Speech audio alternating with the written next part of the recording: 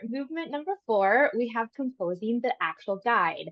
This seems like it would be the easiest and the most straightforward, but it's not. It is really a lot of things to consider as you actually go into composing your guide. And so one of the things that I did was really rethought what I thought about as accessibility.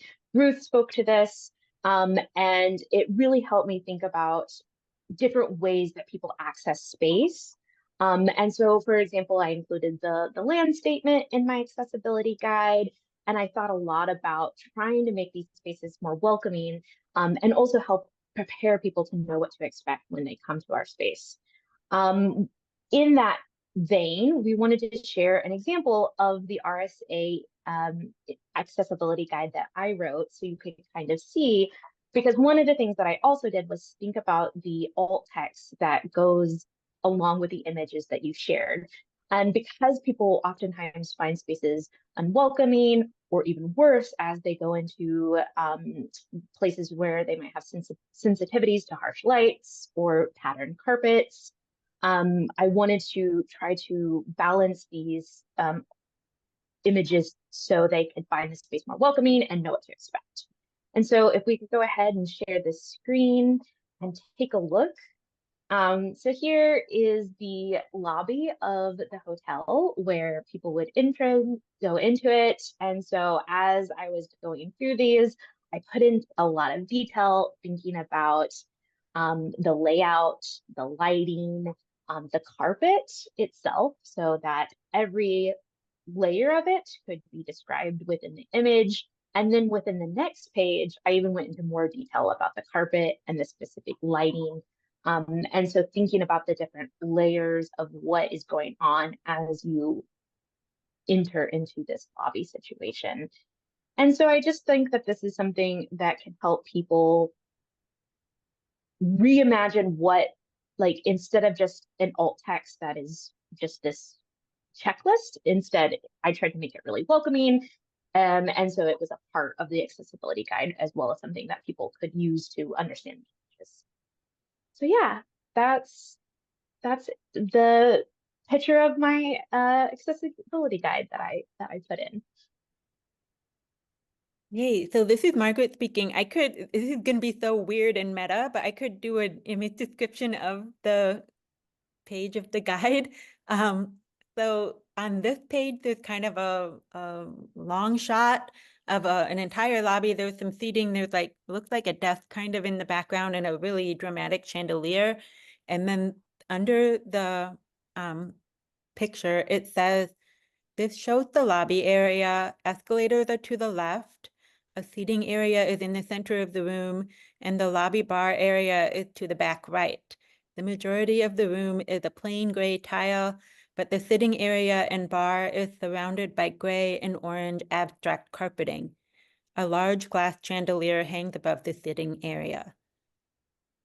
I love how that's about the relationships in space. Wonderful description, Katie. Thank you. Snaps. It definitely takes practice to make these descriptions. And then I will just go ahead and also share what is on this page because you mentioned it, Katie. So this is an image. It looks like it's a little more focused on the registration desk, but it's still from a bit of a distance away. And then there's a much more close-up shot of the carpet pattern and the sort of longer shot of the registration desk has a description that says the lobby registration desks are found to the right of the main entrance. There are 2 separate island desks. Behind the desks is a metallic background with a bright orange light that harshly reflects off the surface that might be unsettling. And the description for the carpeting pattern is a close-up of the carpet in the lobby area. It's dark gray in color with orange, cream, and black abstract splotches. Thank you so much for that wonderful description, Margaret. There's a lot more tips and tricks that we could share. Does anybody want to add on to composing the guide with something that they'd like to share? I have a couple of pieces of advice that I figured out along the way. One piece of advice is to, when you're composing the, the access guide version of your notes, try to be descriptive as much as possible rather than jumping to some judgment about whether something is or is not accessible. I think the reasoning for that would be that different people may have different experiences of accessibility with the same space. So one example would be, instead of saying that a door is accessible or inaccessible, it can be a lot more useful to know that the door has an automatic button, or that the door is quite heavy. And then the other sort of challenge with composing the accessibility guide is you just like so much information. So it's easy for really important potential access fails to get buried. So one strategy that we used on some of the guides that I was part of was to put like an overall summary at the outset of the guide, which would include any access advisories about particular elements that might be pretty important for some people to know. So for example, maybe noting that the hotel lobby is perfumed, that might be something to highlight as need to know information, or like as an access advisory. Another situation for one of the guides I worked on was just letting people know, giving them a heads up that there were entire areas of the conference site that could only be accessed through like retrofit lifts of dubious size.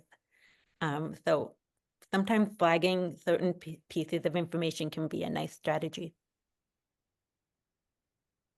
And I also just want to add that thinking about Margaret's point about the just amount of information, and something that as access guide writers have become more knowledgeable about the different dimensions of access, the access guides themselves have gotten longer.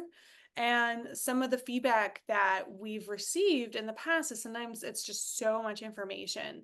So thinking about ways to make it so that the guide itself is navigatable and that people are able to go to the sections that might be relevant to them without having to feel like they need to read all, say, 96 pages.